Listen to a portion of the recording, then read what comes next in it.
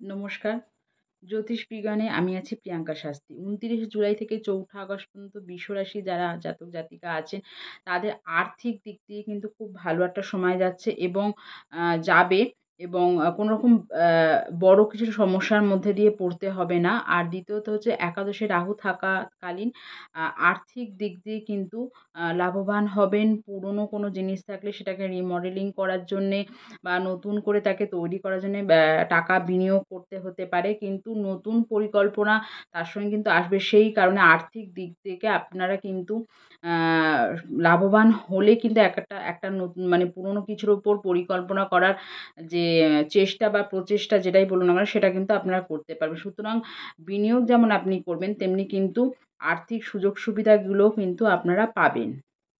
এবং নতুন বিনিয়োগও ঢুকবে যেহেতু ষষ্ঠে শনি থাকার জন্যে কিন্তু আ নতুন ধরনের বিনিয়োগও কিন্তু আপনাদের জীবনে ঘটবে।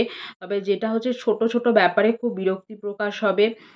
খুব তাড়াতাড়ি রেগে যাবেন এবং নিজের ভুল থাকা সত্ত্বে অন্যের ওপর একটু রাগ দেখাবেন বা অন্যের দোষগুলো বেশি করে ধরবেন। সেগুলোর ক্ষেত্রে একটুখানি নিজেকে চেক করে নেবেন তাহলে দেখবেন সময়টা কিন্তু খুব ভালো যাবে।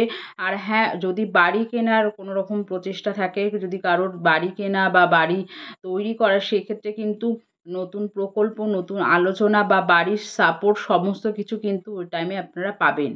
হ্যাঁ? সুতরাং বৃষরাশির ক্ষেত্রে ওই অ্যা অ্যা মানে ২৪শে জুলাই সরি ২৯শে জুলাই থেকে ৪ঠা আগস্ট পর্যন্ত কিন্তু প্রচুর অ্যাচিভমেন্ট আছে, আর্থিক সুযোগ আছে, শারীরিক দিক থেকেও কিন্তু আ কোনো রকম প্রবলেম বা ট্রাবল ফেস করতে হবে না। আর ভিডিওটি যদি ভালো লেগে থাকে তাহলে অবশ্যই একটা লাইক, শেয়ার এবং আ ফলোইং করে দিন। যাতে শেয়ার করে দিন যাতে সকলের কাছে ভিডিওটি পৌঁছাতে পারে এবং সকলে যাতে উপকৃত হতে পারেন। নমস্কার।